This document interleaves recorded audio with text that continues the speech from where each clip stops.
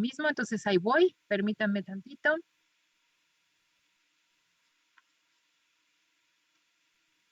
Y listo.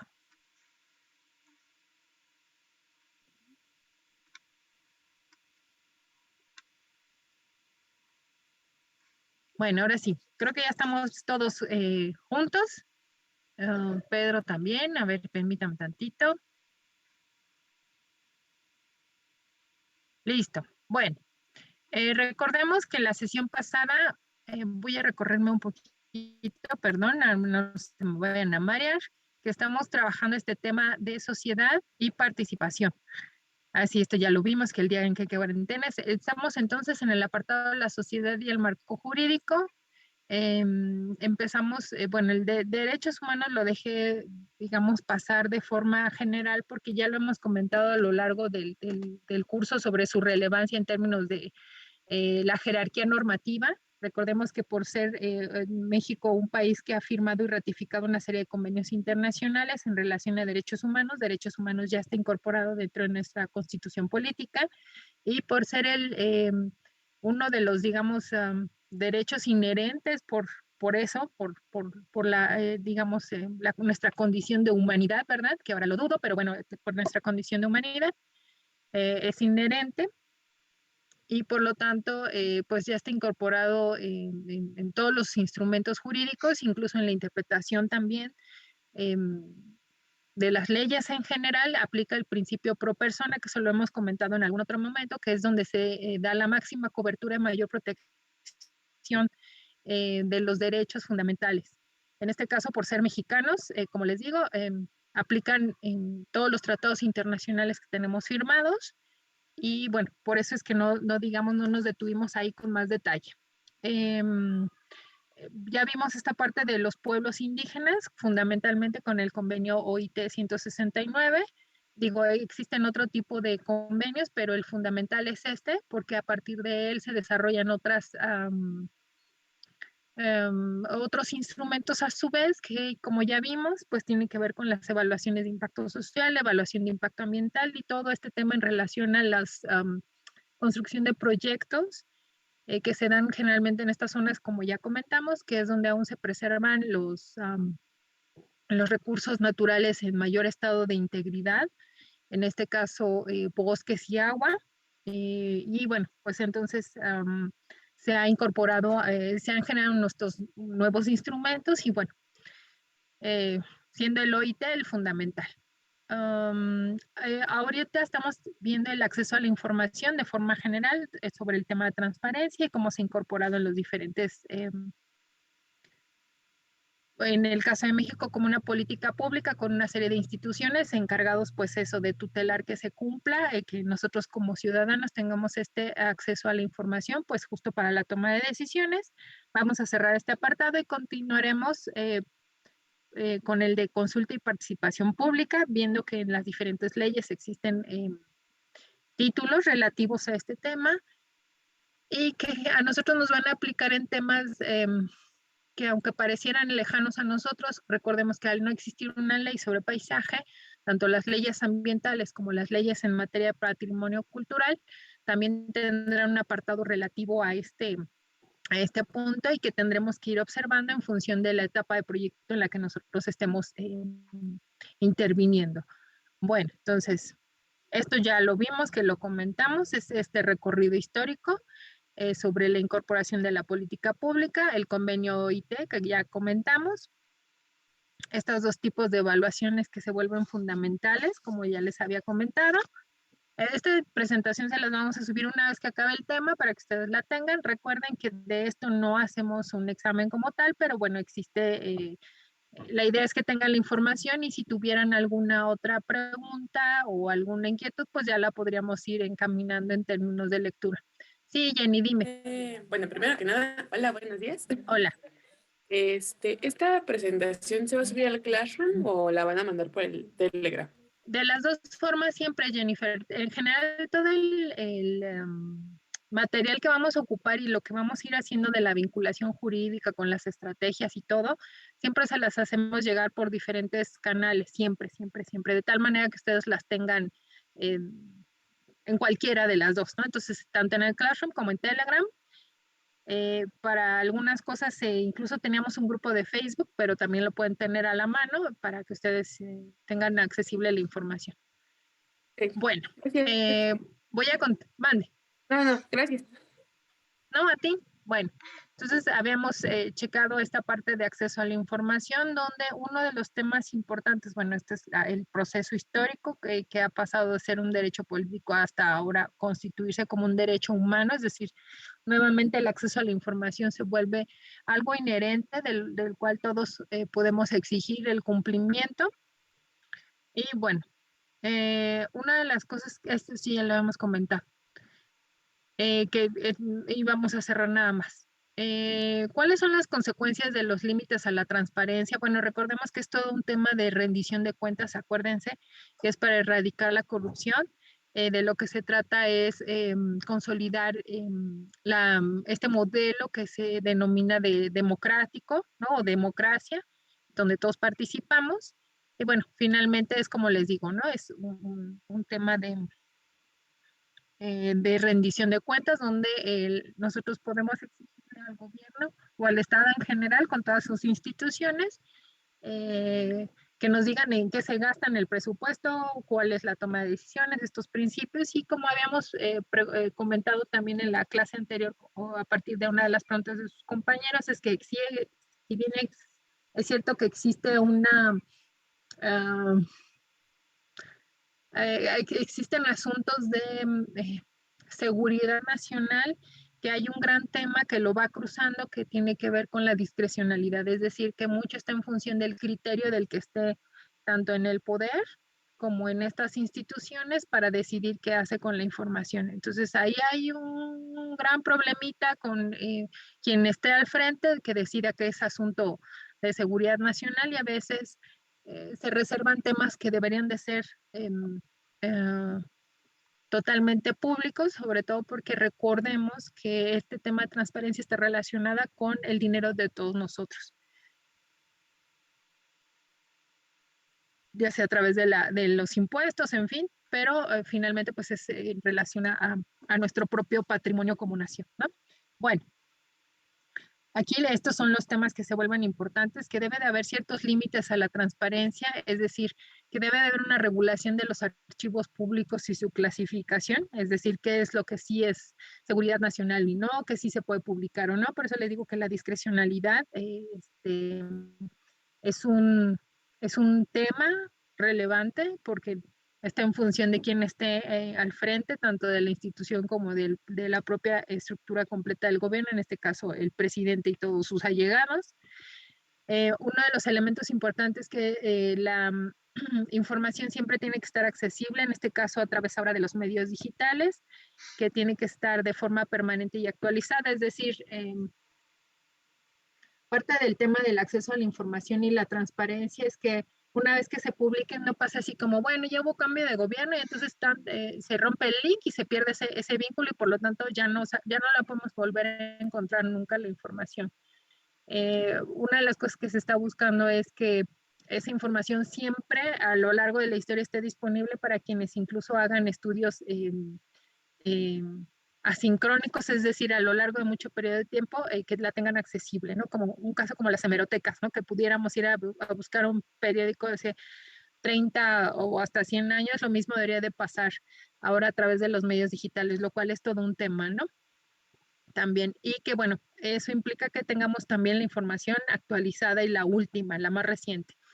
Nuevamente, como les digo, el inconveniente es que los servidores públicos deciden a juicio propio qué información estará disponible o no. De ahí que alguno de sus compañeros me preguntaba, es a través de las oficinas de transparencia que cada dependencia tiene, que nosotros hacemos las solicitudes, y si se han fijado, y eso se escucha mucho en las noticias, que incluso llegan muchos de estos casos a la Suprema Corte de Justicia, ¿no? Porque un derecho es un derecho humano, el derecho a la información. Muchos periodistas lo que han buscado es eh, apelar ante la última instancia, que sería la Suprema Corte de Justicia, para tener acceso a cierta información, porque justo las autoridades deciden que no la van a poner en línea o que no la van a poner a disposición de todos nosotros. Entonces, Por eso les digo que ese es un gran tema y que, bueno, es ahí donde se deciden en esta última instancia y es así como se libera la información de distintas formas, ¿no? Al final del día, pues lo más importante es, como yo les decía, para nosotros, como arquitectos paisajistas, no es que sea, mm, nosotros no es algo que hagamos de forma cotidiana, ¿no? Sin embargo, puede funcionar para casos cuando ustedes trabajan para comunidades, es decir, que no los contrata, digamos, el gobierno o alguna institución, sino que recordemos que muchos de los presupuestos participativos o la forma de acceder a fondos es a través de ONGs o asociaciones civiles. Y cuando nosotros digamos nuestro cliente y el que paga es el público con estos grupos sociales, o asociaciones civiles es como realmente podríamos aprovechar este recurso, ¿no? Para tener acceso a cierta información, pero no es algo que hagamos de forma muy común y recurrente. Otra forma cómo lo aplicamos como arquitectos paisajistas, pues es en caso de que nosotros tuviéramos nos estuviéramos como asociados eh, en, o estuviéramos a lo mejor con otro grupo asociados en contra de algún proyecto y entonces en defensa de un territorio, de un lugar, de un sitio, pues entonces es como podríamos aplicar estas estrategias. De otra forma, no es algo que hagamos cotidianamente, ¿no? Digo, son tareas muy específicas y muy puntuales, pero bueno, no es algo que les digo, en mi caso yo sí les puedo platicar, no es algo que hagamos de forma tan cotidiana. Incluso estando dentro de una institución, podríamos pedirle a otra institución la información también. Por ejemplo, si ustedes trabajaran en Semarnat o en la Secretaría de Medio Ambiente del Distrito Federal, bueno, de la Ciudad de México, nosotros sí podríamos pedir información a otra dependencia, tanto de nuestro mismo nivel estatal, local o federal. Y entonces a lo mejor ahí sí como arquitectos paisajistas podríamos solicitar esa información, pero bueno, no es algo, como les digo, que sea muy frecuente. Bueno, otro de los temas en relación al derecho a la información y este tema de acceso y transparencia, pues es que ahí viene implícito un respeto a la intimidad, es decir, por eso se vuelve también complicado el manejo de la información porque también se manejan datos personales que pueden ser usados de formas distintas, ¿no? Y cuando digo formas distintas es que pues también pueden vulnerar su propia integridad o por ejemplo si ustedes están defendiendo como les pasa mucho en términos de las comunidades y pueblos indígenas, es que pues pueden ser sujetos de acoso, ¿no? Porque ustedes a lo mejor están en contra de un proyecto, en fin, ¿no? Entonces por eso se vuelve un tema también muy delicado en cuanto a que se pueden manejar, por ejemplo, en algunos litigios o en algunos problemas con algunas comunidades, datos de esas personas, como sus domicilios, desde quiénes son sus familias, en fin. Todo esto involucra, pues entonces, que haya un respeto a la intimidad, porque ese es parte de uno de los derechos humanos, porque esa información puede estar accesible a todo el público y si a alguien le cae uno gordo, pues le puede repercutir de otra forma, ¿no? Entonces, por eso el tema de transparencia también es muy delicado, por eso se piden y son formatos muy específicos para ver para qué lo van a usar, qué datos necesitas, en fin, o sea, la información no es, yo quiero saber sobre tal proyecto nada más, ¿no? Por ejemplo, Torre Mítica o, no sé, el proyecto este que van a construir en frente de Ciudad Universitaria. Eh, no se pueden pedir los datos así de, pues nada más por saber, ¿no?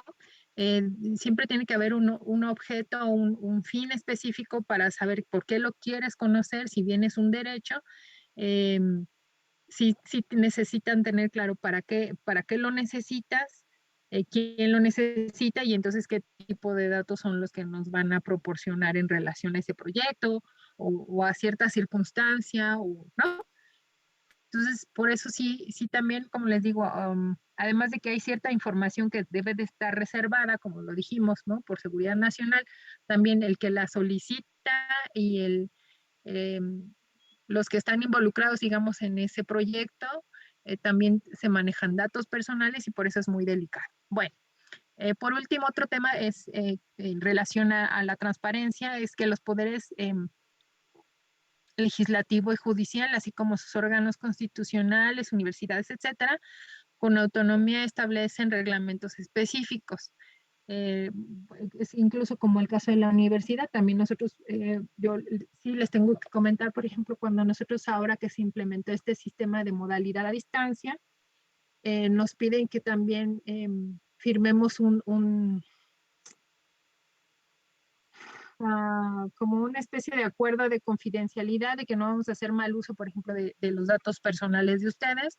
Es por eso que ustedes, si se fijan, todas sus cuentas de correo ahora son a través de sus números de cuenta de la universidad, de sus matrículas, justo por protección de sus datos personales. Es decir, ya no se usan cuentas personales como antes le hacíamos, como el yahoo.com, MX, como todos los correos que yo tenía, por ejemplo, ¿no? Porque hay un tema de protección de datos personales que establece en este caso la universidad y tiene sus reglamentos específicos, en fin, entonces eso implica que nuevamente cada institución formule dentro de este marco general que es la ley de transparencia sus reglamentos específicos, pero pues nuevamente da un amplio margen de discrecionalidad, pero al mismo tiempo también de libertad sobre el uso de los datos, ¿no? Entonces, como verán, es un tema delicado porque en muchos de estos casos, en el acceso a la información, pues se manejan muchos datos que suelen ser muy delicados. Nuevamente puede ser desde temas de seguridad nacional hasta temas de nuestra propia integridad como usuarios, desde quienes pedimos la información o que estamos involucrados. Y mucha de esta interpretación queda sujeta a las personas, a las autoridades que estén en el momento y no necesariamente significa que ellos estén preparados en estos temas. Digo, si ya lo vimos que en temas de género estamos en super pañales, pues ahora imagínense en temas de acceso a la transparencia o pueblos indígenas. Hay todavía mucha um, uh, discriminación, hay mucho todavía cerrazón y poca comprensión de la complejidad de estos temas, ¿no? Entonces sí me parece importante, bueno, plantearles el panorama general sobre este tema de transparencia, ¿no? Nuevamente, nada más reiterarles que no es algo que nosotros actuemos o utilicemos de forma cotidiana en nuestro ejercicio, pero bueno, es siempre una alternativa en términos del contexto en el que estemos trabajando y bueno, dependiendo de lo que se vayan a dedicar en un futuro, pues lo pueden ocupar, ¿no? La idea es que tengan eso, una idea general. Bueno, no sé si hasta aquí tengan algún comentario o duda. De esto hay unas lecturas muy bonitas, se las voy a proporcionar. Ya para este último tema de participación y consulta pública, yo sí ahí consulté un artículo muy específico de personas que han trabajado este tema dentro de la universidad, de investigadores, entonces están, además de muy bien planteado, pues están revisados muchos otros planteamientos, entonces son investigaciones serias en este tema. Bueno, pasando entonces al último apartado sobre saciedad y el marco jurídico, tenemos entonces el tema de participación y consulta pública. Se vuelve relevante, como yo les comentaba en este breve recordatorio de la clase, que muchas de las leyes, si no es que casi todas, siempre tendrán un apartado, como ustedes recuerdan, un título en relación a la consulta y participación. Bueno, aquí lo que es importante nuevamente, como vamos a ver, está vinculado mucho a la forma de gobierno, la forma sí, que hemos elegido cada uno de los estados, pues para eh, vivir de forma armónica, ¿no? Como sociedad. Bueno, entonces, la participación ciudadana, aquí como tenemos, bueno, lo que busca es consolidar, profundizar y mejorar la democracia, como este gran modelo que les platico, ¿no? Donde se supone que todos tenemos voz, opinión y se nos considera, ¿no? En todas las tomas de decisiones. Esto a su vez lo que nos representa en este contexto de la figura de Estado es nuestra garantía como derechos políticos, es decir, que todo ciudadano tiene derecho a decidir quién y cómo lo representa y que pues eso también implica un involucramiento en los asuntos políticos y de gobierno, es decir, en la toma de decisiones del rumbo del país. Bueno, lo que nos tiene que quedar claro dentro del contexto de la participación ciudadana es que es un fenómeno multidimensional, es decir, tiene muchísimas facetas y aspectos. Es, pues como toda la realidad es igual de compleja, ¿no? Porque va a depender del momento histórico, político y social que se esté viviendo. en este momento, tanto a nivel global como a nivel local, es decir, a nivel país. Y eso implica pues entonces una diversidad de formas, procesos, actores y de naturaleza distinta esta participación. Con alcances diferentes, otra vez va a depender mucho incluso de los temas, que esté reservado o no como asuntos de seguridad pública, o que esté nuevo, o que problema esté nuevo dentro de la agenda política y pública. Como siempre decimos, por ejemplo, y eso es algo que ustedes están notando mucho, el tema de las migraciones, ¿no? Las caravanas migrantes, eso se vuelve un gran tema. El asunto de la emergencia sanitaria como el COVID, ¿no? Va implicando cosas distintas en estos temas de participación ciudadana, ¿no? Antes, por ejemplo, no se hubiera pensado uh, una reforma en la ley de salud, por ejemplo, ¿no? Pero a partir de esta emergencia sanitaria, pues eso implica que nosotros tengamos una forma distinta de involucrarnos en la toma de decisiones sobre estos asuntos. Ustedes van a ver mucho en las noticias, por ejemplo, que hay en muchos países de Europa hay manifestaciones, hay muchas marchas porque debido al tipo de restricciones que se imponen, que si se salen o no a la calle, que si hay toque de queda o no, que si te van a dejar entrar o no, porque si te vacunaste o no, eh, eh, la gente lo piensa como una forma también de control, ¿no? Es decir, el gobierno ahora controla todos nuestros movimientos, cosas, nos va limitando en ciertas libertades y entonces hoy día se están buscando diferentes formas de participación pública para ver cómo podemos justo llegar a un punto medio donde nosotros no sintamos que nos cuartan las libertades frente a estos problemas tan graves e importantes que enfrentamos tanto a nivel local como global, ¿no? Entonces, por eso la participación ciudadana se vuelve un tema, como les digo, multidimensional, con muchas facetas, igual de complejo que esta realidad, porque son cosas que no habíamos enfrentado y que van a demandar que el marco jurídico se vaya, vamos empujando, pues, como les digo, cambios dentro del marco jurídico a través de esta agenda eh, pública. Bueno, como les comento, esta participación en consulta pública tiene que ver mucho dentro del contexto de esta figura de la democracia. Para ello, pues entonces ahora lo que se ha eh, compaginado pues para lograr o acercarnos a este asunto es la teoría de la democracia participativa, es decir, que además de que ya no solo a través de la democracia es porque nosotros a través de un voto, un tipo de elecciones elegimos a un representante, sino y que ya el representante va a decidir, sino la democracia participativa es, además de que le doy un voto a un representante que yo elegí de forma libre y secreta, yo también puedo ejercer mi derecho de participación directa donde yo pueda decidir, además de mi representante, yo tengo una voz dentro de esa toma de decisiones. Entonces, se fijan, ahora conjuntan este tema de los derechos humanos, como lo vimos anteriormente, que se vuelve un derecho fundamental, el acceso a la información, el acceso, la transparencia para la toma de decisiones, es decir, entonces, ahora la participación pública se está constituyendo como un derecho humano. Ahora vamos a ver que eso tiene diferentes matices nuevamente dentro de cada estado y sus instituciones. Nuevamente esto todo siempre está cruzado, recuerden, por temas políticos, es decir, eh, literal, dependiendo del color del partido el que esté al frente, va a decidir estas formas de participación, siempre limitadas, ¿no? Y lo vamos a ir viendo más adelante en la exposición. Bueno, entonces, ¿qué es lo que se busca con esta democracia participativa y consolidada como un derecho humano? Pues justo es en términos del poder a la sociedad, es ampliar la ciudadanía, es decir, que nosotros como ciudadanos, como personas que habitamos en un país, además de tener ciertas garantías o extenderlas, ¿no? Como estas garantías individuales, en términos de obligaciones, pues también tengamos esta como obligación justo. Participemos, es decir, siempre tengamos voz y opinión dentro de la toma de decisiones, ¿no? A eso se refiere con ampliar la ciudadanía.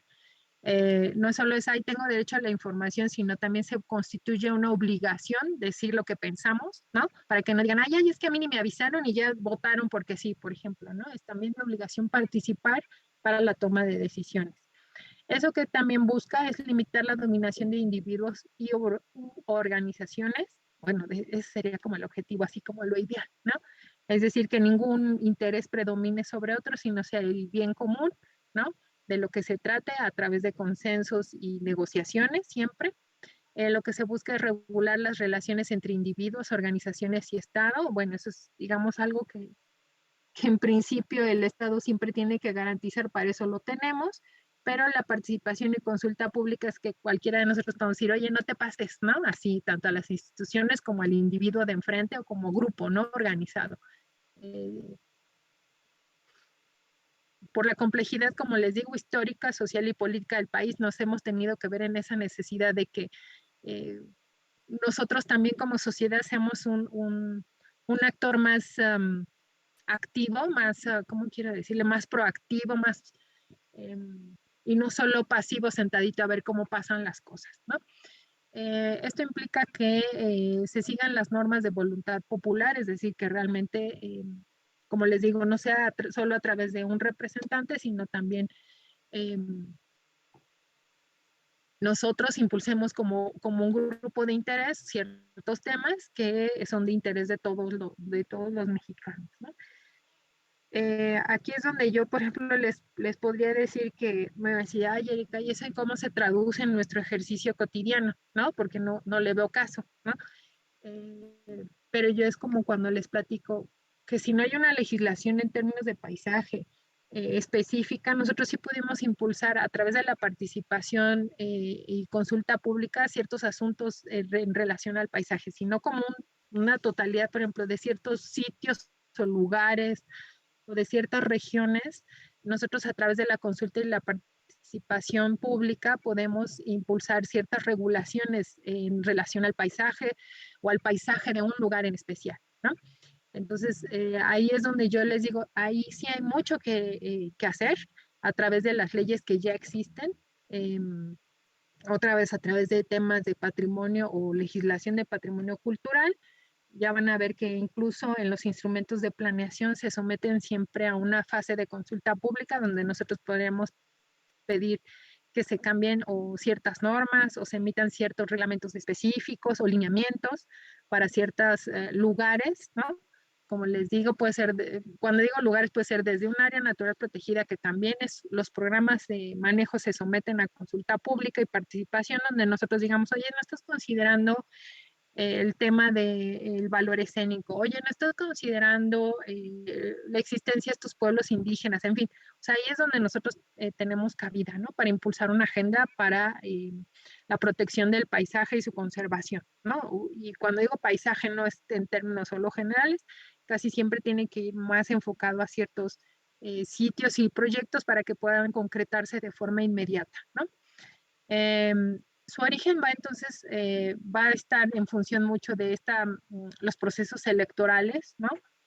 El ejercicio está fundamentado en que son instituciones republicanas, es decir, cuando digo republicanas es como la forma de organización que nosotros tenemos, que vimos hace un montón de clases, donde tenemos un Congreso de la Unión con dos cámaras, tenemos un poder ejecutivo y un poder judicial, ¿no? Entonces son a través de estas instituciones con todas sus, en el caso del poder ejecutivo, todas sus secretarías, el poder judicial con toda su estructura y el Congreso a través de nuestros diferentes representantes.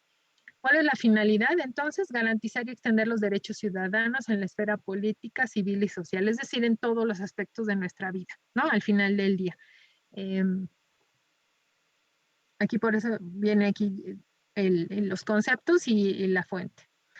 Bueno, ¿qué dice esta teoría de la democracia participativa y cómo se va a ir traduciendo en los diferentes instrumentos? Pues nuevamente es una forma del ejercicio del poder, es decir, cómo tomamos las decisiones y para qué objetivos, ¿no? ¿Qué objetivos vamos a perseguir? Eso que implica un Estado de Derecho, es decir, donde se me den todas las garantías. Nuevamente, acuérdense que los tres fines del derecho, ¿cuáles son? que ya hasta para estas alturas del partido los perdí a todos, ¿verdad? En la clase. ¿Cuáles son los tres fines del derecho? ¿Quién dice yo? Ya los voy a despertar, chicos. ¿Nadie dice yo? No sé si estoy en lo correcto, pero yo me acuerdo que creo que es bien común. Ajá, No sé si es igualdad o equidad, algo así. ajá. Y seguridad. O, ah, bueno, ya los pusieron Y, en el chat, ajá. creo. Y justicia nos falta, ¿no? Eso. Dar a cada Ajá. quien lo suyo, ¿no? Entonces, en Sí. principio sí, es bien común, es justicia y ¿qué me falta? No, no es legalidad, pero bueno, al final es la esencia, tiene que ver con la que mm, La equidad. es que no me acuerdo si es equidad, ahorita yo ya estoy igual que ustedes. Ahorita me acuerdo de la palabra, Seguridad, creo ¿no? que es seguridad en nuestros bienes, ¿no? Y en nuestra persona. Entonces, al final del día de lo que se trata justo es de que nosotros tengamos todos estos elementos, ¿no? Para, como parte del ejercicio en la toma de decisiones. Nuevamente tenemos el tema de transparencia y rendición de cuentas, es decir, que nosotros una vez que elegimos a nuestras autoridades, ellos están obligados a decirnos qué hacen, cómo lo hacen y por qué lo hacen. Eso lo que implica es, dentro de esta teoría de la democracia participativa, involucrar actores no estatales, es decir, a la sociedad en general, de forma individual o como conjunto. ¿Eso qué significa? Que la sociedad civil está constituida en este sentido por asociaciones voluntarias, que tienen digamos, dos condiciones específicas, la autonomía y la autolimitación. Y la autonomía tiene que ver con que ellas solitas se formulan, no es porque, digamos, en la estructura del Estado nos dice cómo organizarnos y qué hacer, ¿no? Sino que la sociedad solita decide cómo lo hace, ¿no? Un cierto grupo, o a lo mejor dicen el grupo me recuerdan, están en séptimo, ¿verdad? Sí, sí. Ah, gracias. Entonces, como grupo a lo mejor de séptimo semestre se constituyen solitas. Bueno, un mejor ejemplo no puedo tener como todo el movimiento que tuvimos de no a la violencia dentro de la facultad, ¿no? El grupo de colectivas que se formaron, ellas, algunos de ustedes son miembros, pero lo decidieron de forma autónoma, nadie les dijo qué iban a hacer, si, no, ustedes solitas, a eso se refiere con autonomía. Se reunieron y decidieron en su conjunto de forma independiente toda la estructura de la facultad y la universidad, cómo se iban a organizar, si iban a tener un portavoz, en fin, ¿no? Cómo iban a tomar las decisiones. Eso se refiere con autoconstitución, ¿no? Por lo tanto, hasta se autodenominaron como colectivas. Automovilización, porque no hubo un agente tercero que dijera, el director de la facultad les va a decir qué hacer. No, ustedes solitas decidieron en su conjunto cómo se iban a organizar. Y digo solitas, ¿no? Porque también había hombres involucrados, pero al final del día, ¿no? Es una decisión totalmente independiente de todas las organizaciones. Una autolimitación, ¿no? Que es una dotación del poder para transformar las instituciones y leyes y buscan un equilibrio en la comunidad. Entonces, ¿qué significa? Que lo que buscan aquí en este sentido es que todas las acciones, por ejemplo, en el caso de todas las colectivas feministas que se organizaron en la facultad y que espero que sigan funcionando, es justo lo que buscan es un equilibrio dentro de la facultad para el tema de género, ¿no? Y todas las circunstancias y condiciones en las que las chicas o todas las chicas en general viven en la facultad, ¿no? Tanto dentro del aula como fuera de ella. Entonces, lo que buscan en este sentido de la autolimitación es justo un equilibrio frente a la autoridad que a veces considera que no son temas importantes, que no son relevantes, en fin, ¿no? Entonces, ese, digamos, es un buen ejemplo de cómo se constituyen estos actores no estatales, ¿no? Y que viene totalmente de la asociación civil, ¿no? De la sociedad civil. Bueno, es que dije asociación porque eso constituye otra cosa. Bueno, ¿eso qué significa? Que van a generar un nuevo tipo de relaciones entre los actores o las autoridades y los actores sociales, que es la sociedad en su conjunto. ¿Qué es lo que se busca? Un bien básico de intercambio. Nuevamente recordemos que es generar relaciones armónicas, ¿no? que nos permitan una convivencia social en paz y tranquila, que nos garantice pues a todos el derecho de desarrollo, ¿no? De todas nuestras capacidades. Bueno, entonces eso que implica una direccionalidad es que no solo se imponen desde la autoridad hacia la sociedad, sino que en principio lo que busca esta teoría de participación, de democracia participativa, como les digo, es no solo a través de nuestros representantes, sino la sociedad pueda poner estos temas, estas asociaciones voluntarias, puedan poner temas en la agenda pública que les parezcan relevantes. Entonces, tema de género se vuelve fundamental. Ahí nosotros como paisajistas también tendríamos mucho que decir en temas de paisaje, ¿no? Nuevamente para mí eso tiene más sentido cuando se materializan en un espacio porque se vuelven muy concretas y muy plausibles, muy, eh, se materializan muy fácil, es más fácil lograr un cambio, porque pues al ser el paisaje un tema tan complejo es digamos, un poco más difícil de concretarse y por lo tanto de lograr un cambio, ¿no? Dime, Axel, Con lo que dice que las asociaciones civiles pueden poner ciertos temas la agenda. en la agenda, hay como un proceso o depende de cada delegación o municipio o estado, porque bueno, he sabido de que la forma de algunas organizaciones es básicamente marchando, Ah, ujú. con esos plantones o demás, pero no estoy seguro si es la única forma que yo he visto básicamente, entonces no sé si hay algo un poco más o menos cansado físicamente, no sé cómo decirlo, Sí, burocrático. bueno, es que te voy a platicar, Axel, pero eso ya es mi opinión en términos de por qué son a través de las marchas. Digamos que ese es como el primer paso, ¿no? Hacer un tipo de presencia y presión política es a través de una marcha. Si tú, te lo voy a decir lo más suavemente posible. Supongamos, es que no quiero poner un caso tan real, pero supongamos que a todos los reprueban en taller de diseño, que no debe de ser muy lejano a la realidad, pero ya por ahí me ha tocado vivir alguna vez algo así. Y generalmente se les dice a los muchachos que el problema son el grupo, ¿no? Todos los malos son los muchachos. Pero ustedes tienen un tema que hace bla, bla, bla, ¿no? Si ustedes van y tocan la puerta de la coordinación, ¿no? De forma individual, no necesariamente los van a escuchar. Esa es la realidad. Si va uno aislado y sabes que es un problema ese otro, es que es el grupo, es que, ¿no? Generalmente lo que a mí me ha tocado ver con como las movilizaciones sociales es que la forma de que los escuchen es justo a través de eso, de que se muevan en un grupo para hacer ruido y llamar la atención, mientras son ignorados. Esa es la realidad, al menos en nuestro país, lo que yo he visto. Eh, el segundo paso después de una movilización es la organización de ese grupo de personas. ¿Qué va a pasar? Que cuando ya pusimos la atención en nosotros, tenemos un problema. Ok, como alumnos ya se fueron y plantaron ante la coordinación, tenemos un problema en taller. Ajá, muy bien, y entonces la coordinación, ¿qué voy a hablar con todos o cómo? ¿No? Y entonces generalmente hay que nombrar un representante, de ahí el tema de autoconstitución y automovilización. Una vez que se organizan ustedes y nombran un representante es cuando ustedes empiezan a poner una agenda y dicen, estas son nuestras demandas. Eso lo mismo pasó con el tema de género en la facultad. ¿Qué es lo importante dentro de este proceso de la organización? Es que sea una organización que tenga unos lazos muy fuertes al interior y que el movimiento en su interior no dependa de ciertas personas, sino por el movimiento per se, ¿no? Una demanda para que pueda tener un seguimiento. Lo que quiero decirte es, por ejemplo, ustedes como alumnos se van a ir en 3 años y no regresan. Ya, adiós, se fueron.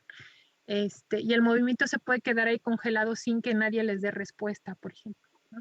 Entonces, la organización en ese momento se vuelve importante con una estructura sólida. Eso implica que los intereses sean comunes y que trascienda el tiempo.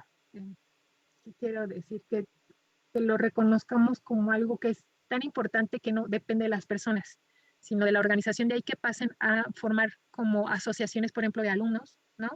Que van a tener cierta estructura, o sea, pasan a formar una especie de asociación civil, no sé si me explique, donde tú vas a tener una estructura determinada. cuando tú tienes demandas, por ejemplo, es que, mire, eso pasa mucho. Voy a meterme en camisa de 11 varas a ver si no salgo corriendo. Eh, con el aeropuerto el nuevo aeropuerto de la Ciudad de México, cuando se constituyó se pretende construir en Texcoco,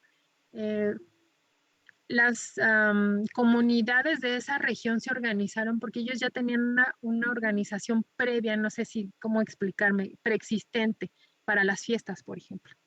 La gente allá tiene una organización comunitaria y ejidal muy importante. Eso le permitió transformarse después eventualmente en una organización o una asociación civil que defendió sus derechos frente al aeropuerto. Si bien a lo mejor no funcionó, les fue muy mal, los trataban muy mal frente al gobierno, ellos sí estaban constituidos como una asociación civil. Tan es así que a la fecha sigue persistiendo estas organizaciones, ¿ok? No importa cuántas personas hayan pasado, incluso cuántos muertos ha habido en esa zona, justo porque son líderes, pero siempre hay una estructura más fuerte detrás social y comunitaria. ¿Okay? Lo único que después se hace es traducir en una organización civil que tenga una representación frente a una autoridad. Eso es lo que va a pasar, un reconocimiento. Entonces, la realidad es que, para contestar tu pregunta, Axel, así concretando así dos palabras otra vez, es la movilización social siempre es fundamental para poner la atención en un tema. De ahí tienes que pasar a la organización. La pervivencia de esa organización va a depender mucho de quienes estén detrás, es decir, en términos históricos, si esa sociedad tenía una organización previa antes, que puede estar muy relacionada con su propia historia, por eso digo histórica, porque puede ser las comunidades ejidales o pueblos indígenas, que son los que realmente están más afianzados. Cuando tú solo te unes por un tema, el día de mañana cambian tus prioridades, ¿no? Y se disuelve esa sociedad y entonces, o esa asociación, y ya no puedes constituir e impulsar un tema. Por eso es que cuando hablamos de paisaje se vuelve complicado y cuando yo les digo, cuando tratemos un tema de ese tipo que sea más en relación a un lugar o un sitio, es porque habemos muchas personas involucradas o preocupadas. Te voy a poner otro ejemplo. Cuando se iba a dar el tema de esta torre es que no puedo acordar cómo se llama el corporativo, frente a Ciudad Universitaria, el edificio este de departamentos que se iba a construir. Esos, gracias, los Big Grand, ¿no? Todos inmediatamente nos reconocimos como universitarios, todos los diferentes grupos que había dentro de la universidad, desde el jurídico, desde los que estaban participando en patrimonio, todos tenemos una causa común que era proteger el patrimonio, ¿no? De Ciudad Universitaria. Es más, había exalumnos que en su vida se ve el momento a parar y les dijeron, les van a construir algo en Ciudad Universitaria y ahí fueron a plantarse o a dar su apoyo, ¿no? Pero son temas como te llaman y hay cierta estructura que existía previa, ¿no? Que era toda esta, es que no me acuerdo cómo se llama, pero hay una comisión del patrimonio cultural dentro de Ciudad Universitaria, ¿no? Entonces no depende de ciertas personas, ¿no? Sino que ya está tan constituida que puede defender un tema frente a un problema, ¿no? Entonces, para mí, eso se vuelve fundamental, que haya una estructura previa para que un tema pueda avanzar. Si solo es algo de un momento, como lo que te decía, es taller de proyectos, y de repente ya todos pasaron séptimo y ya están en octavo, o se fueron a tesis, ya no va a ser un tema prioritario, tu tema va a ser titularte. Y entonces ya no va a haber algo que una tu causa con la de los demás, no sé si me explique, ¿no? Entonces, se vuelve, por eso se vuelve lo que decía en la lámina anterior, es muy complejo, es multidimensional, depende del momento histórico, político, social que se esté viviendo. Y para mí se vuelve fundamental que tengamos que, si hay temas que podemos apoyar, pero va a depender mucho de la organización previa que haya detrás, ¿no? Para proteger sobre todo temas de paisaje, ¿no? Dime, Axel, es que abriste tu micro. Dime. No, gracias. Era toda. Gracias. ¿Pero sí contesté o nada más te hice más bolas? Sí respondí a una pregunta. Muchas gracias. ¿Sí? Bueno, pero al final es eso. Debe de haber una movilización para que haya atención hacia un tema. Para que ese tema avance, lo que se necesita es una organización. Y esas organizaciones, lo que yo he visto es que están mucho en función de que haya una organización social previa.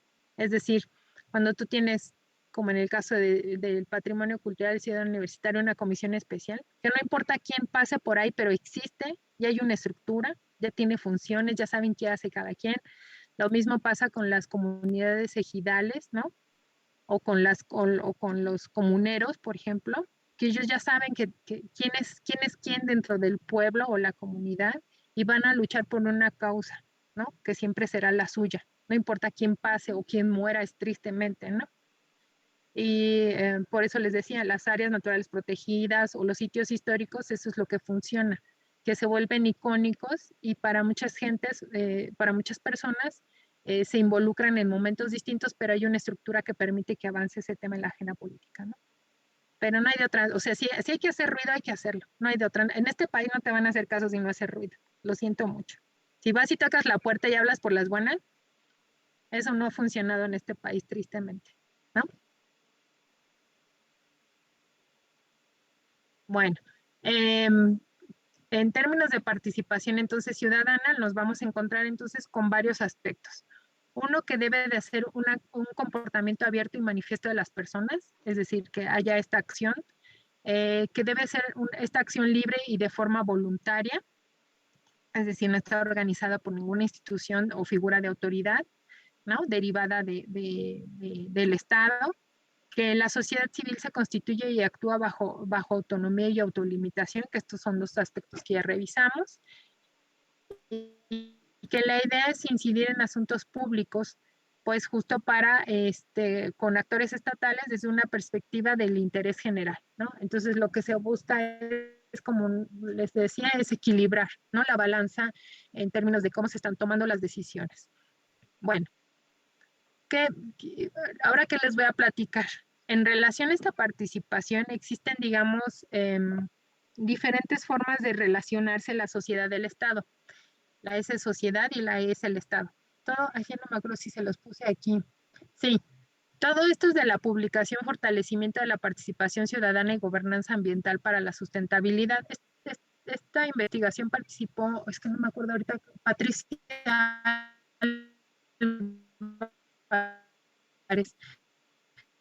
es una investigadora del centro para que, digamos que analizó diferentes instrumentos y diferentes casos de estudio para hacer este planteamiento. Bueno, son las 11, chicos, nos vemos 11:12 porque yo tengo aquí en mi reloj 11:02. No se desconecten, vamos a un receso y nos vemos en 10 minutitos, por favor. Gracias. Más así me quedé pensando. Bueno, nada más para recordarles que finalmente todo instrumento jurídico tiene un apartado de participación pública. Lo que es importante que quede claro en estas sesiones es que cada ley tendrá, digamos, una serie de limitaciones porque generalmente lo manejan como sinónimos, pero no necesariamente son lo mismo. Entonces, la consulta tiene ciertas limitaciones, la participación pública también.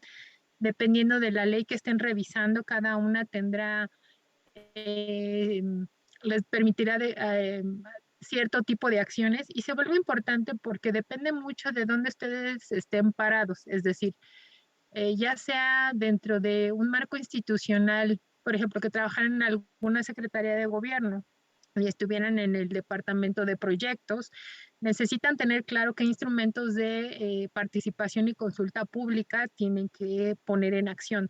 Generalmente lo asumimos siempre al final del proyecto, pero me parece importante que como lo que van a hacer del ejercicio de vinculación, si ustedes lo pueden prever, eso les va a permitir a ustedes incluso desde la fase de diseño tener diferentes mecanismos de participación y cumplir, digamos, con parte del ordenamiento jurídico que les aplique. Recuerden que en términos de arquitectura y paisaje, como no tenemos una ley específica, les van a aplicar de diferentes instrumentos. Entonces, desde la ley de desarrollo urbano, el mismo programa de desarrollo urbano les va a ir demandando ciertos mecanismos de participación y que ustedes conozcan sus limitaciones.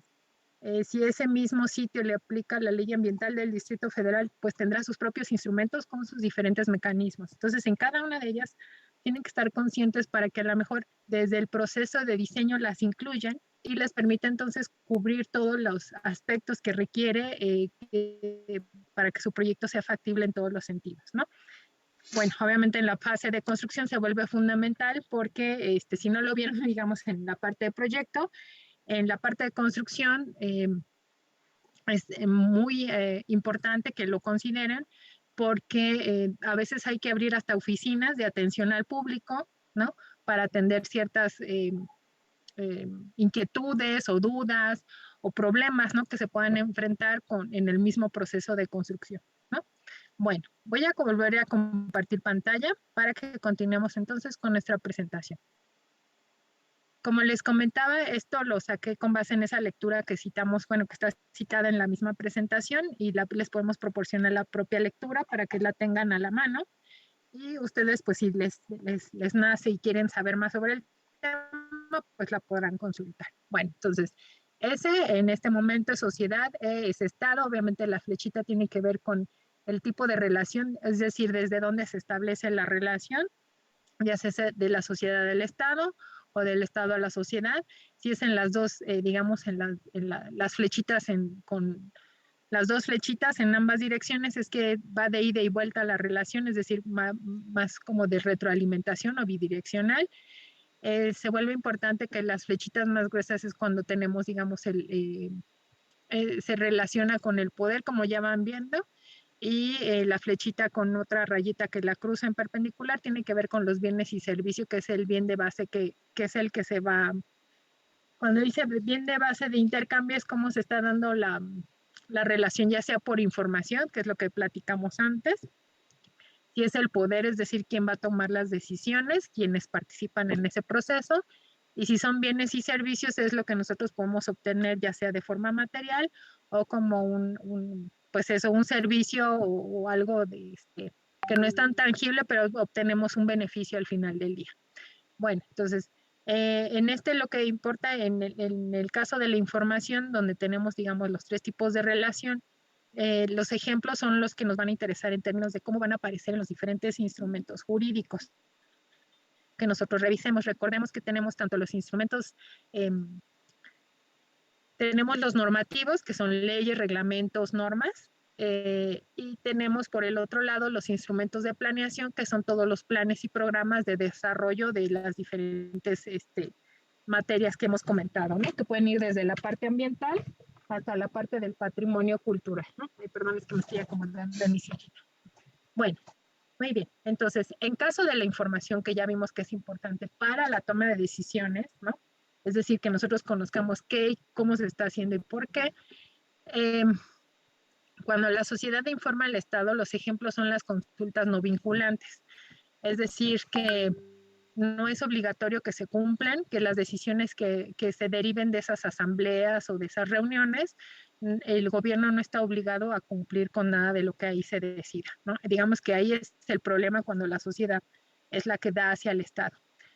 Ahí tenemos también los buzones de queja, que eso siempre los han visto en todos lados, es decir, serán revisadas, escuchadas, pero no necesariamente están obligados el Estado a hacer alguna acción específica para cambiar alguna situación o circunstancia.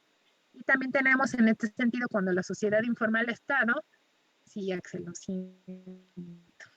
Por eso cuando les digan, vaya, hay un buzón de quejas, ay, sí, eso no ayuda en nada.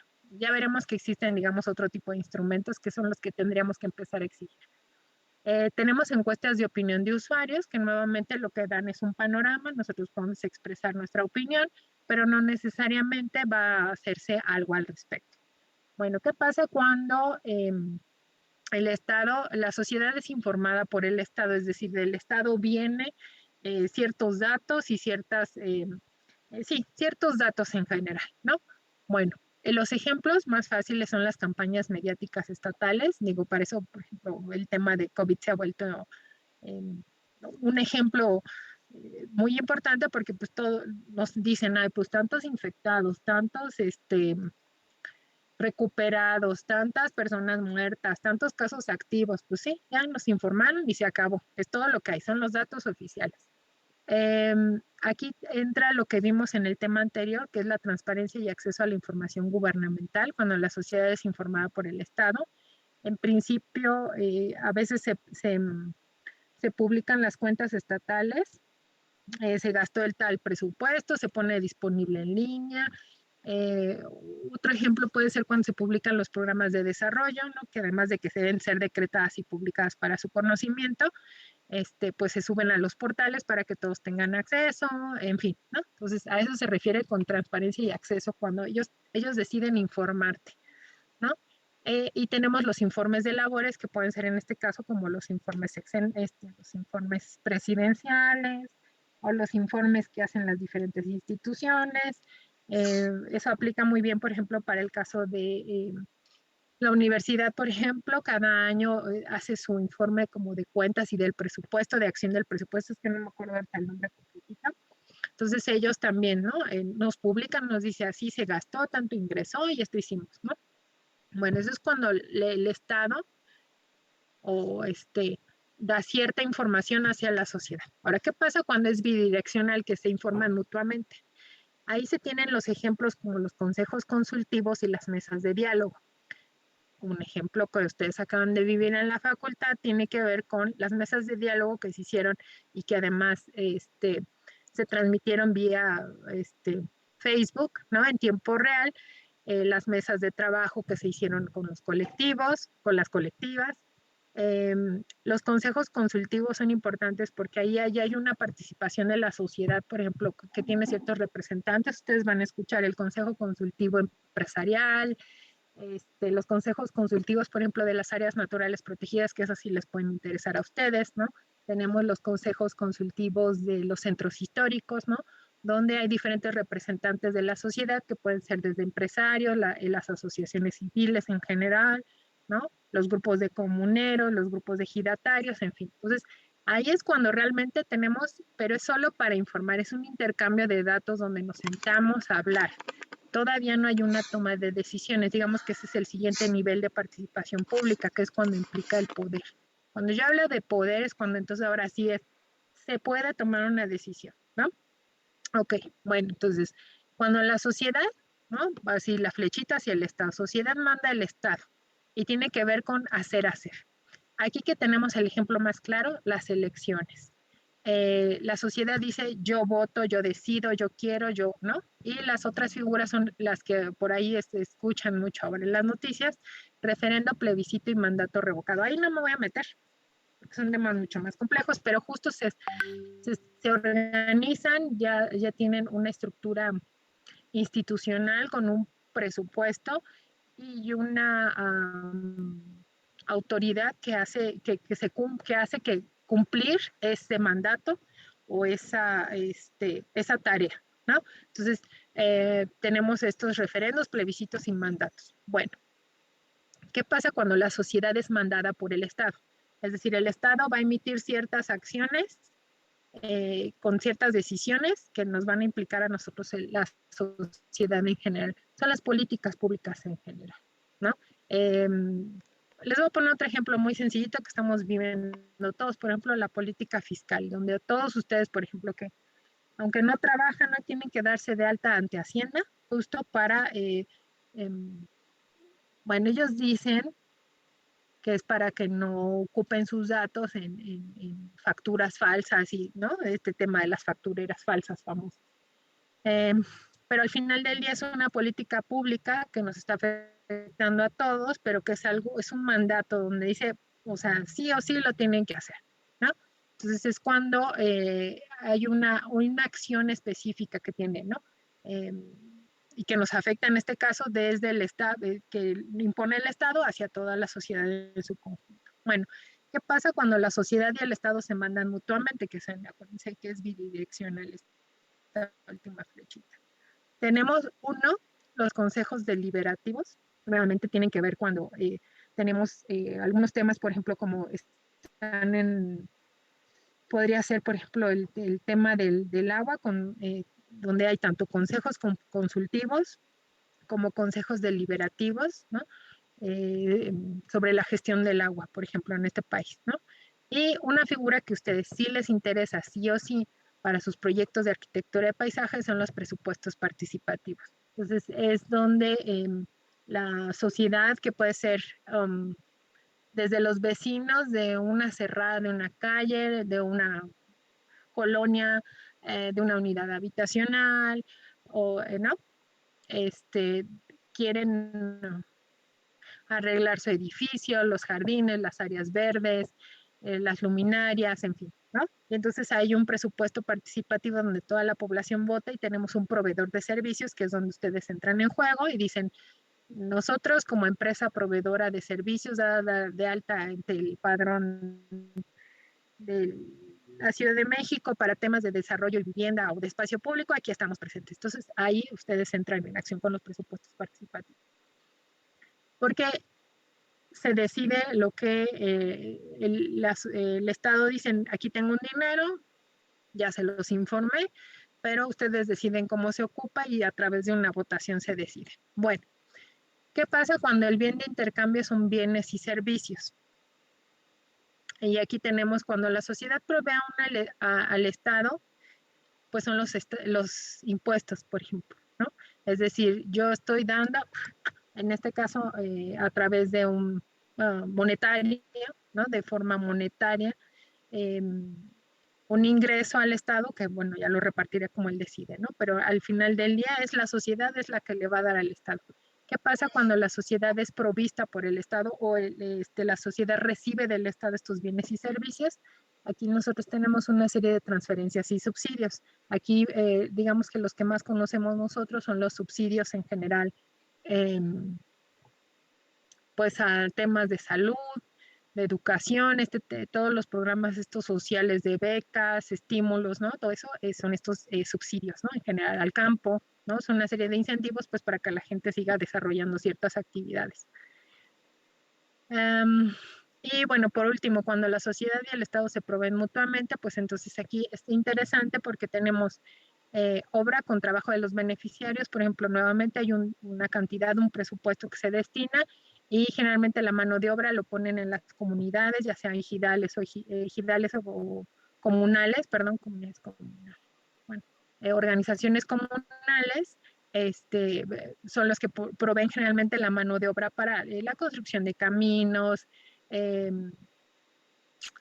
eh, por ejemplo, limpieza de cuerpos de agua, hasta obras de reforestación, por ejemplo, ¿no? Que se provee de ciertos elementos como puede ser el árbol, la tierra, etcétera, y la mano de obra casi siempre es la que pone la población en general, dependiendo, ¿no? De lo que se trate.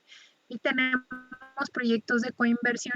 Estos se vuelven importantes, chicos, porque en México existe la figura de asociaciones público-privadas, es decir, que hoy día, digo, antes todo era generado por el Estado, cualquier institución, es decir, las secretarías eran las que hacían las grandes obras, y hoy día muchos de los temas de espacio público, que son los que a ustedes les interesa, o áreas verdes, están en manos de estos proyectos de coinversión, es decir, donde además de una participación de la federación, del Estado o el municipio, la comunidad participa a través de asociaciones civiles, se involucran a empresas, por ejemplo, en las barrancas de Tarango hay una organización civil que gestiona que ciertas empresas donen, ¿no? Estas empresas obtienen una especie de incentivo fiscal, ¿no? Generalmente son exenciones de impuestos, por ejemplo, o cumplen con una cuota verde, por llamarla de alguna manera, y así es como se logra una reforestación de esas zonas, ¿no? Por ejemplo. Es algo así como funcionan estos proyectos de coinversión, siendo las asociaciones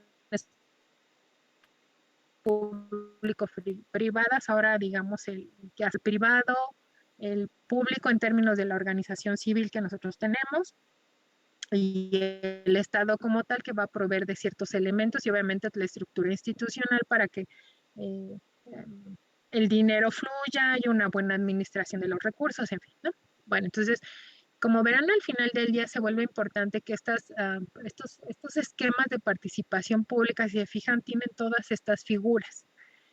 Vamos a ir viendo que tienen alcances y naturalezas distintas, por eso les decía que se vuelve relevante en términos de que ustedes cuando hagan un proyecto, generalmente nunca se los piden en los despachos, siempre les dicen, este es su terreno, van a diseñar y este es el alcance, y entonces los tienen maquilando plano, shalala y rock and roll. ¿Qué pasa cuando ustedes deciden emprender una práctica independiente, ¿no? Donde ustedes se pueden convertir en promotores de proyectos, y ahí es donde se vuelve importante conocer estos mecanismos de participación y consulta pública. ¿Qué significa eso? Que ustedes van a ver a quién se acercan, si son proyectos de conversión, si si pueden participar en algún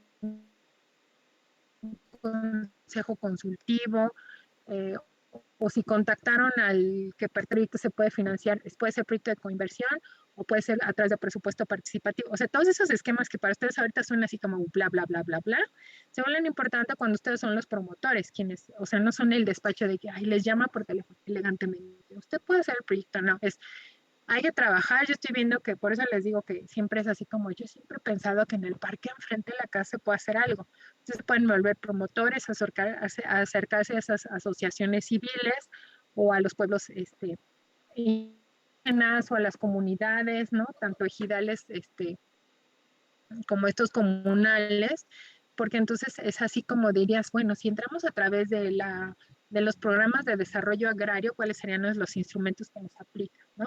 Dentro de consulta y participación pública, ¿cuáles son los esquemas? Y entonces, fíjense que el marco jurídico en ese momento se convierte en la gestión, ¿no? O sea, conocer el marco jurídico se vuelve la entrada para entrar a la gestión de un proyecto donde ustedes hacen un pedacito o hacen todo el conjunto, ¿no? Entonces, por eso se vuelven relevantes estas figuras y que tengan claro cuáles son, digamos, sus alcances y su naturaleza para que ustedes digan, híjole, este esquema no me va a funcionar, pero que ustedes, si bien pueden después contratar a alguien, porque así va a suceder con muchas cosas, que no podemos ser expertos en todos y además no nos daría tiempo de todo, pero cuando empezamos hay que hacer de todo, ¿no? Desde que cobra hasta el que maneja y el chofer y todo, el que saca copias, se vuelve importante que conozcan estos elementos.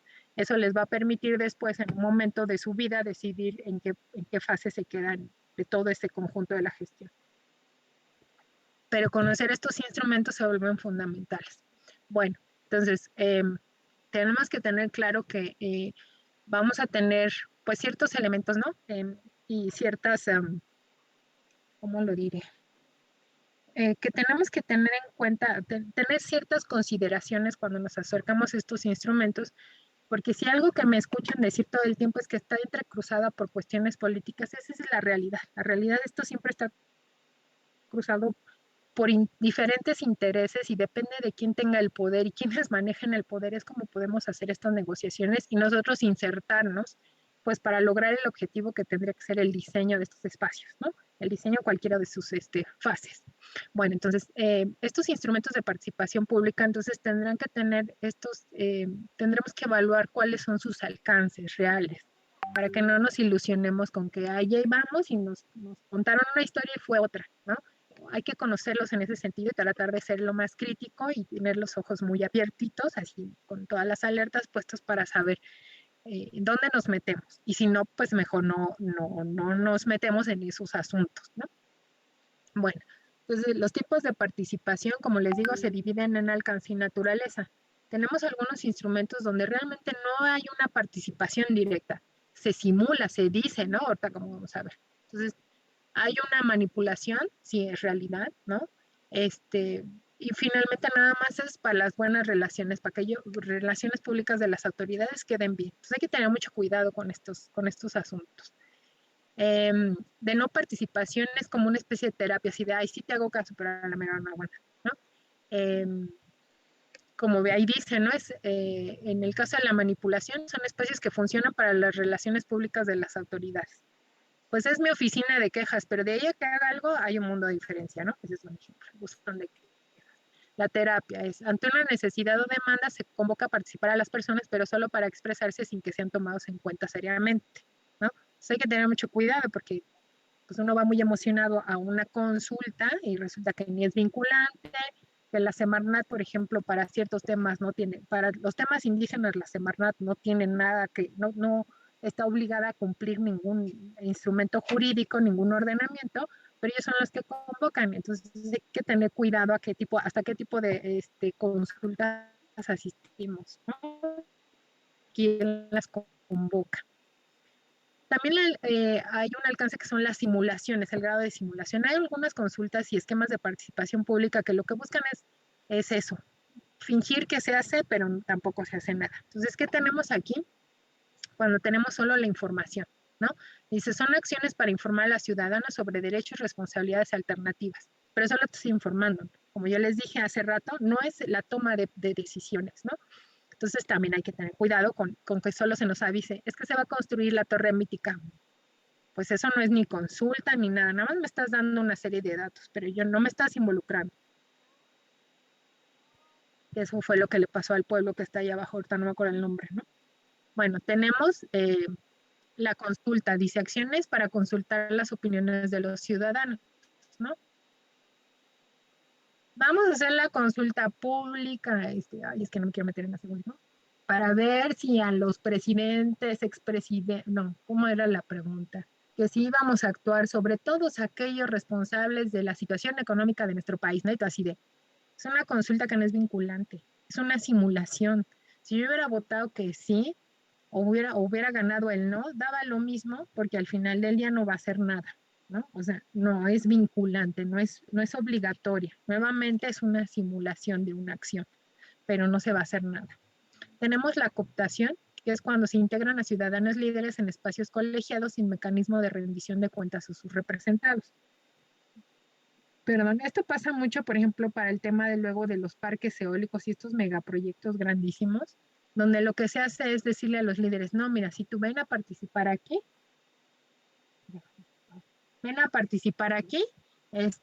pero al final del día no tienes voz ni voto y tú así, o sea, ¿cómo?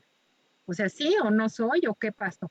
Entonces se vuelve importante todos esos aspectos, eh, nuevamente para tener cuidado, dónde vamos a involucrarnos como, ya sea como individuos y sobre todo y más importante, como parte de una asociación civil, ¿no? O sea, a veces ustedes no son solo promotores de un proyecto, sino también pueden formar parte de una asociación civil, ¿no? Como con un conjunto de personas para promover ciertos proyectos de arquitectura y paisaje en su contexto inmediato, ¿no? Donde viven. Bueno, tenemos algunos otros que son grados de poder ciudadano. Ahí sí, digamos, cuando ya estamos realmente involucrando a la población como con un derecho político para la toma de decisiones. Ahí sí le estamos dando todos esos derechos y garantías para que puedan participar. Bueno, aquí que tenemos son las asociaciones. Eso es importante.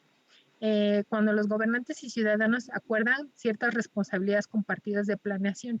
Y esto se logra a través de la toma de decisiones en consejos o comités con poder de decisión. Ahí es cuando nosotros tendremos que tener cuidado. Así, nos constituimos como asociación civil, porque eso hasta jurídicamente nos da más peso. Hasta podemos exigir más como un colectivo. Bueno, es a través de estas asociaciones que se puede incorporar realmente como un consejo o un comité. Comités de vigilancia, como ya les dije, consejos consultivos, porque desafortunadamente no nos reconocen, digamos, como individuos, porque parecería que uno solo habla por uno mismo. Cuando estamos frente a una asociación civil de este tipo o a una famosa ONG, o sea, organización no gubernamental, se tiene más peso porque eres representante de un grupo más grande, ¿no? Y como arquitectos paisajistas sí podemos involucrarnos en estas dos, digamos, grandes figuras, porque eso nos permitiría a nosotros, de veras tener, como yo les decía, acciones concretas sobre espacios en específico, no el paisaje en general, porque es tan abstracto, porque además cada persona va a ver cosas distintas de ese paisaje o del paisaje en general, porque no quiero decir ese paisaje, pero cuando tratamos de un tema concreto como ciudad universitaria, les prometo que eso es un tema donde confluye además mucha gente y que está decidida dentro de una estructura ya muy establecida su actuación, ¿no? Y eso permite que tengas acciones más contundentes.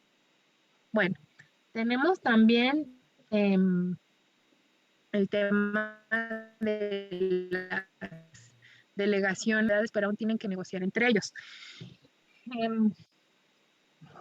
Esto actúa mucho, por ejemplo, cuando los conflictos son como más importantes o más cuando son temas como más neurálgicos, más duros, ¿cómo les explico? Cuando hay un conflicto de por medio, el tema del agua te va a generar muchos de estas que se constituyan delegaciones, donde esas delegaciones no es solo un representante, sino un conjunto de personas que representan a un grupo mucho más amplio, donde en esa delegación cada uno cumple una función distinta. Eso cuando digo conflictos es porque se vuelven problemas más complejos, donde tienes que involucrar a más gente en la toma de decisiones.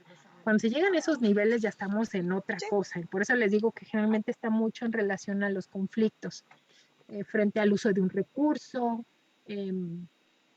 cuando afecta a regiones más amplias, ¿no?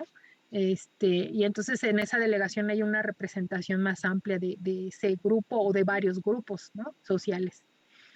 Bueno, tenemos por otro lado, entonces, digamos que estos alcances tenemos que tener cuidado que dentro de la ley, cuando la estemos revisando, pues, ¿qué será? Solo es así como, pues es una consulta, pero no hay voz y voto, olvídenlo, entonces hay que buscar otro instrumento, ¿no? Como yo les dije, en términos de proyectos de arquitectura de paisaje es interesante porque ustedes pueden abogar, pues, por las leyes de derecho de desarrollo urbano, por ejemplo, pero si eso no da cabida a lo que necesitamos, entonces nos podríamos apoyar en las leyes ambientales que tengan una mayor cobertura. Si los mecanismos de participación y consulta pública en las ambientales no nos están dando elementos suficientes para resguardar o proteger ese patrimonio o poder bajar otro tipo de recursos, podemos recurrir, dependiendo del contexto en el que estemos, pues a la ley agraria, podríamos recurrir a la ley de patrimonio cultural, en fin, ¿no? O sea, tenemos que buscar esa diversidad de mecanismos que nos permitan a nosotros como paisajistas tener mejor elemento para negociar, desde un mejor financiamiento para nuestro proyecto o para proteger un recurso que nos consigue o un patrimonio que nosotros consideremos fundamental para nuestra comunidad, por ejemplo, ¿no? Bueno, ¿cuál es la naturaleza de estos instrumentos? Como lo hemos platicado, ya escuchamos hablar sobre consulta, sobre diálogo, bueno, eso lo vamos a ver ahorita. Deliberación, cogestión, es decir, cómo vamos a participar, y vigilancia. Esto se vuelve importante otra vez porque muchos de ustedes también piensan que el proyecto de arquitectura de paisajes, bueno, ya diseñé, bueno, ya construí, y ya ahí se acabó la tarea de un arquitecto paisajista. Se pasa que no solo, que la operación se vuelve fundamental en la tarea de un arquitecto paisajista, porque generalmente lo vemos como, ay, pues es el mantenimiento, ¿no? Ah, pues con que vaya a regar. No, con que vaya a podar los árboles, ¿no? No. Cuando hablamos de proyectos más complejos que involucran los espacios públicos, el tema de la operación se vuelve, además de una fuente constante de empleo, es un tema porque el proyecto está vigente todo este tiempo y a veces habrá que hacer adecuaciones. Entonces, los instrumentos de participación y consulta pública se vuelven importantes en este sentido porque ¿quién va a operar esos espacios?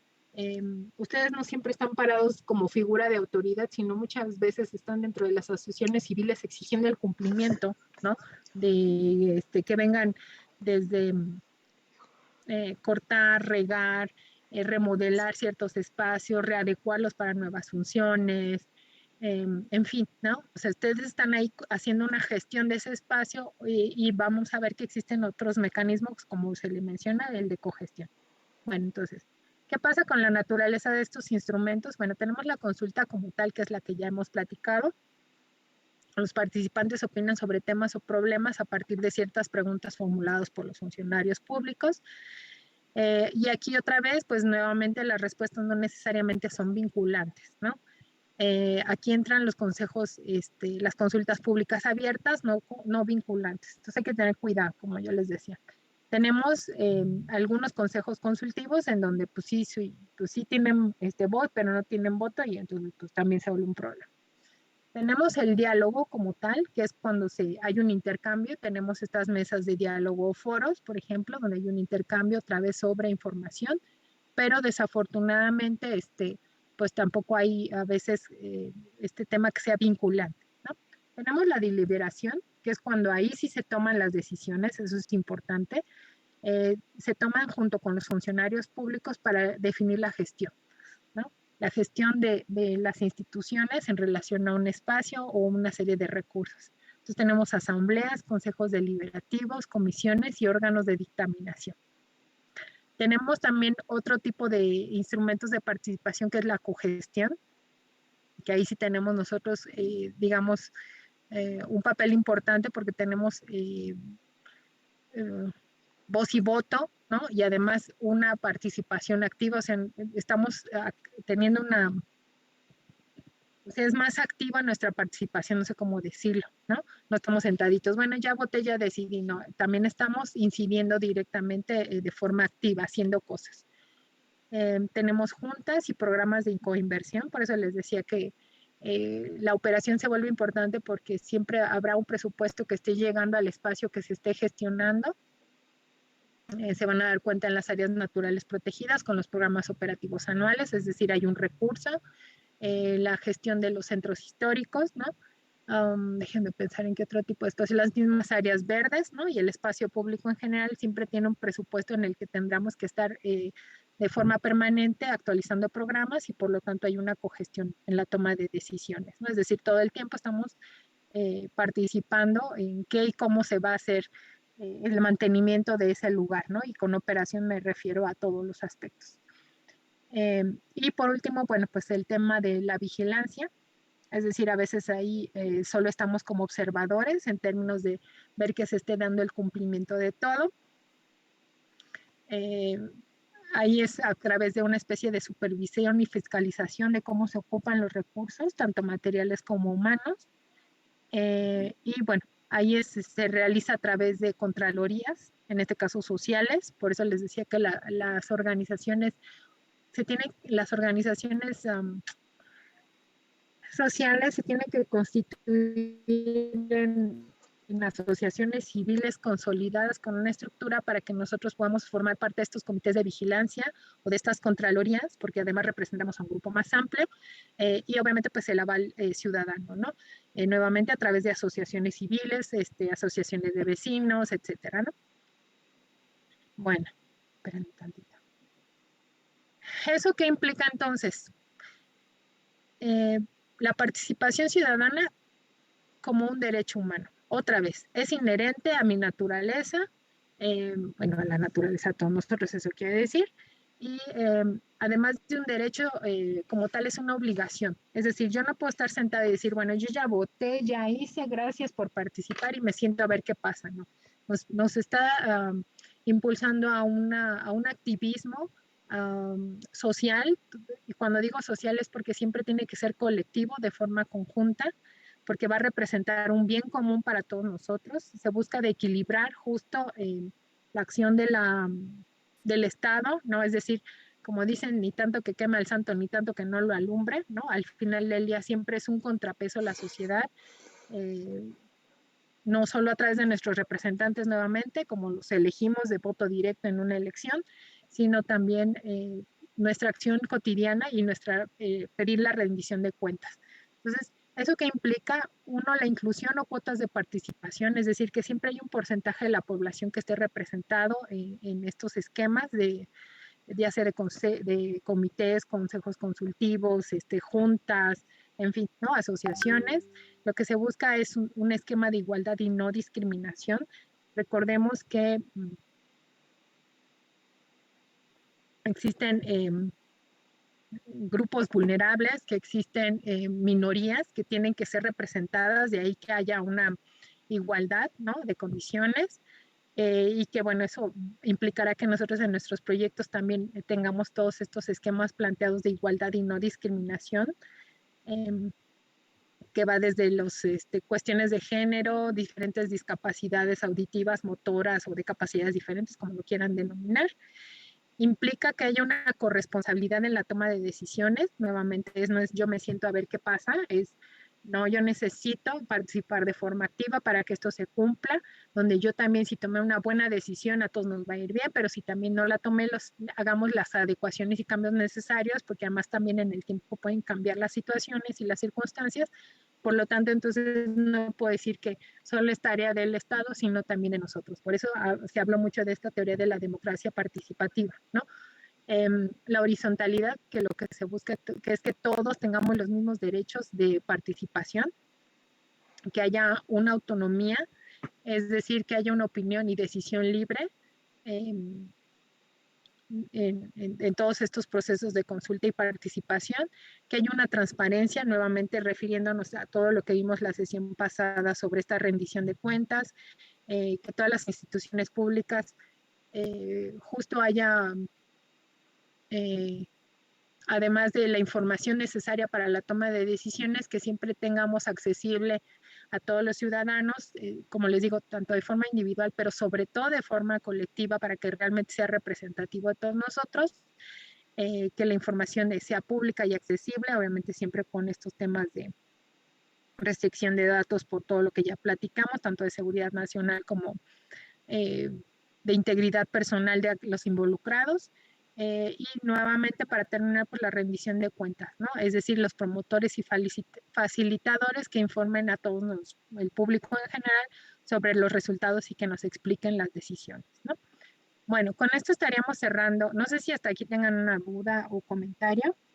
Nuevamente para mí se vuelve importante que este tema sobre sociedad y marco jurídico es las diferentes formas en las que podemos participar. Recordemos que en nosotros como arquitectos paisajistas, no solo somos diseñadores o quienes ejecutamos proyectos de espacios públicos o áreas verdes en general, pensemos que también somos actores con poder de decisión en políticas públicas.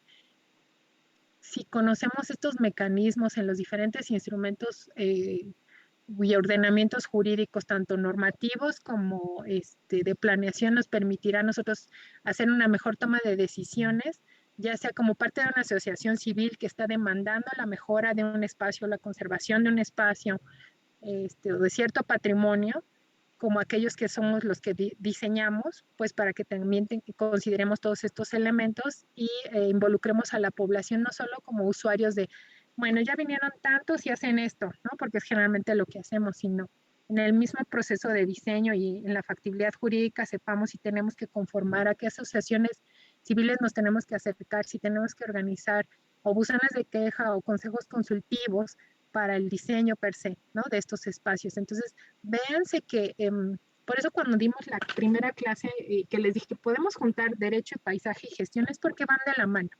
O sea, si yo conozco el marco jurídico, me va a permitir hacer el siguiente paso en términos de cómo el mismo proyecto lo puedo articular desde un principio para cumplir todo lo que es vinculante, todo lo que me obliga a cumplir la ley, pero que en el proceso también yo pueda involucrar a los diferentes actores sociales en la toma de decisiones, que tendría que ser esa dimensión cultural y social que debe de tener el proyecto y no solo que tiene tantas fiestas, vienen tantos a usar el espacio, sí, mira, mi diseño es inclusivo pero al final no estoy oyendo lo que dicen los, no sé, la gente invidente y qué necesita de un espacio. O sea, realmente es que nuestra visión de diseño cambie en ese sentido para que realmente sea integral.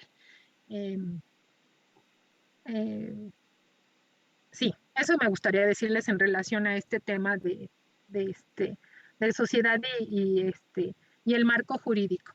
Que también hay que tener cuidado con el tipo de figuras jurídicas en términos de consulta y participación pública, porque como ya vimos, hay muchas de simulación. Entonces hay que tener mucho cuidado en no ser ingenuos y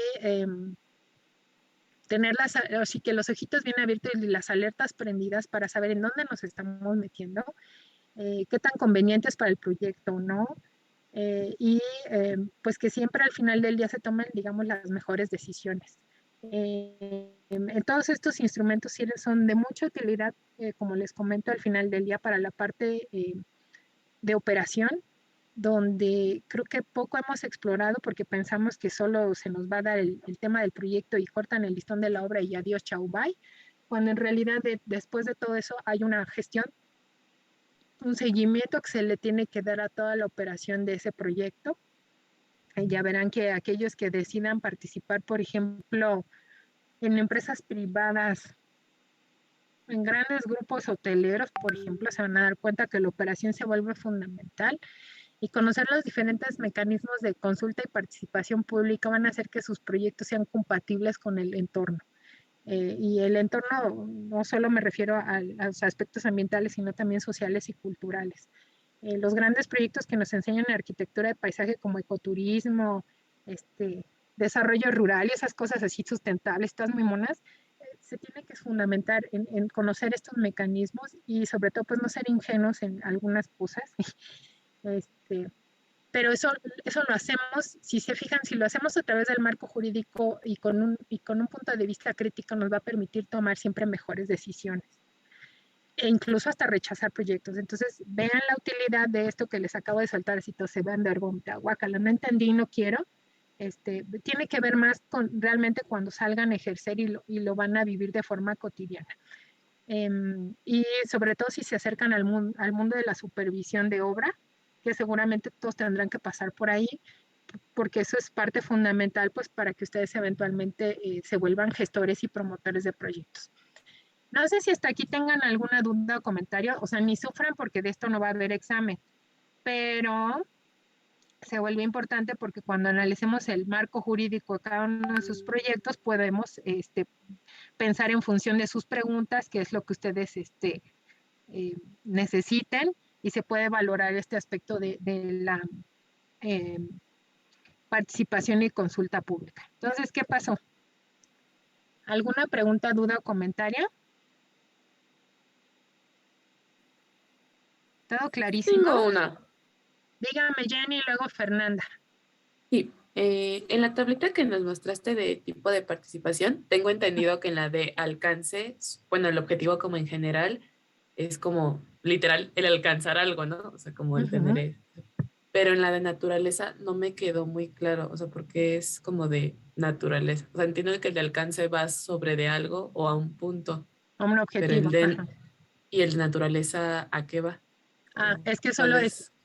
es solo informativo o si es deliberativo, es decir, que es para la toma de decisiones. O sea, si solo es para informarte. Muy bien, ya. O si es para la toma de decisiones, de ahí se llama deliberativo. Y ahorita nos regresamos, pero al final del día cada uno, digamos, tiene un objetivo distinto. Ok. Estaba hablando y estaba apagado mi micrófono. Bueno, pero sí quedó clarito. O sea, el alcance es, hago una consulta, ok, pero ¿cuál es su naturaleza? Es informativa. Ya, ok, eso fue lo único que logramos, ¿no? Ok, ya caigo. Ya me ¿Sí? caigo. Es Sí. como, nada más es que no veo ninguna de las chicas que trabajó en los colectivos, para todas las sesiones de las mesas de diálogo, por ejemplo. Una cosa era decir cómo se sentían en relación a ciertos temas, y cuando fue deliberativa es, pues necesitamos cambiar ciertas prácticas, y entonces en la deliberación es cuando ciertos acuerdos te permiten alcanzar ciertas cosas. Entonces, informativa es decir, cómo me siento en relación a un tema, te estoy informando, te estoy dando datos, te estoy diciendo los problemas. Y entonces cada una va a tener una naturaleza distinta, ¿sale? Otra solo es un intercambio de ideas, es un diálogo, gracias. Ahí está, esa es la naturaleza. Ya intercambiamos y así vas cada una va a tener una naturaleza distinta, porque va a tener, y el alcance solo es consulta, entrevistas, encuestas, ¿no? Por ahí quería Fernanda. Ok, sí. Sí, Jenny quedó más clarito. De todas maneras les voy Sí. a dar la lectura, pero Ok. de todas maneras, ya son temas muy específicos. De lo que se trata es que tengan un panorama general para que cuando se paren afuera en eso no digan, ay, no ya ni sabían, no, como no, sí sabían, nada más ahora hay que informarnos mejor para la toma de decisiones, ¿no? Gracias, Erika. A ti, Jenny. Fernanda, ¿me ibas a comentar algo? Sí, le iba a preguntar, es que me confundí un poco y a lo mejor está medio repetitivo, pero son mi pregunta, pero es, o sea, no hay consultas que sean vinculantes tal cual, o sea, Es o que, sea, todas las...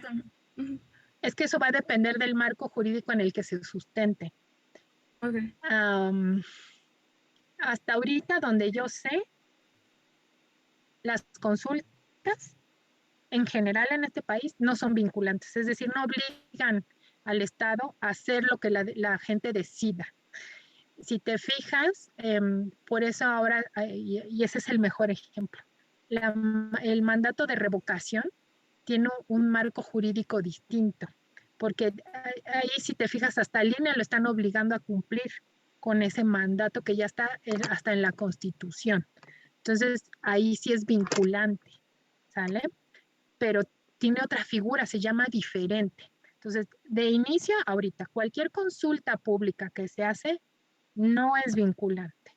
O sea, por eso hay que revisar muy bien en la ley, así como que esto está muy sospechoso, ¿no?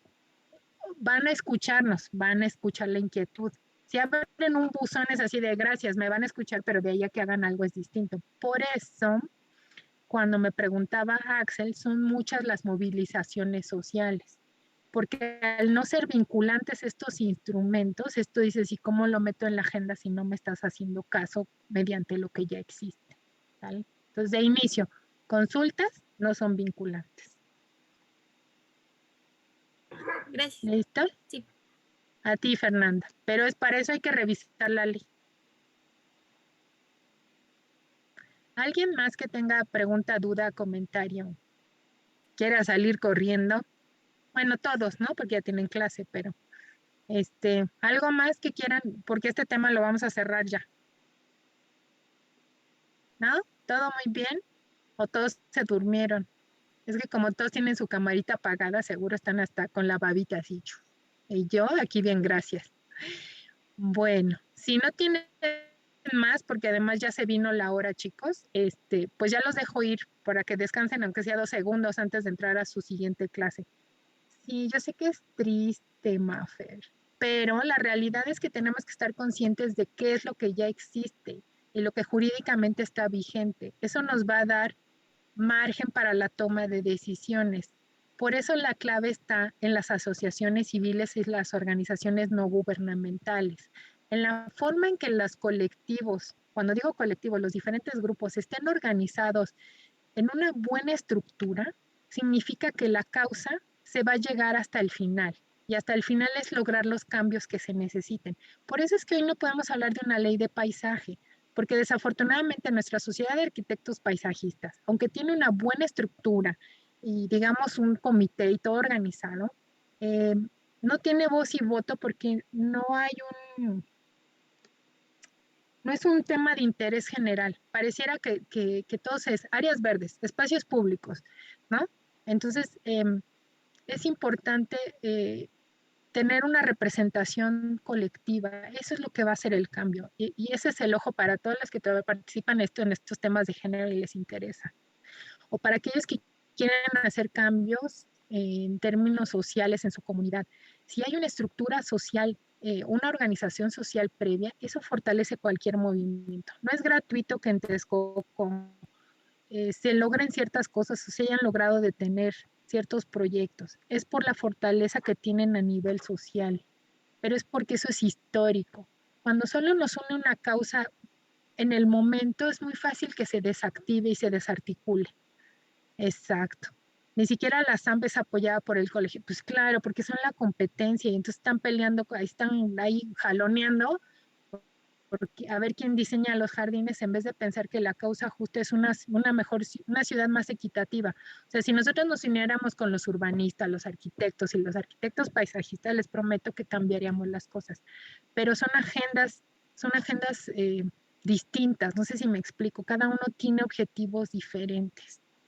Entonces, para mí ese es un reto, pero como arquitectos paisajistas en términos de políticas públicas, ustedes pueden hacer muchos cambios. Eso me queda clarísimo. Si ustedes entienden que como grupo tienen mucha tarea y que si unen sus causas hasta para cosas académicas, lo pueden lograr. Ay, Fernanda, pues sí, y la envidia de sus profesores hacia los talentos nuevos, pero ya mejor no digo nada. Bueno, chicos, pues les mando un abrazo muy grande, sí, no digan nada. Shh. Porque si no nos corren a todos aquí en la escuela. A mí, empezando por... Bueno, cuídense mucho, que tengan un excelente inicio de semana. Por favor, síganse cuidando mucho. Yo ya sé que suena así como, ay, esta vieja, ¿por qué nos dice eso? Pero se los prometo, por favor, usen bien su cubrebocas para que estén siempre saludables,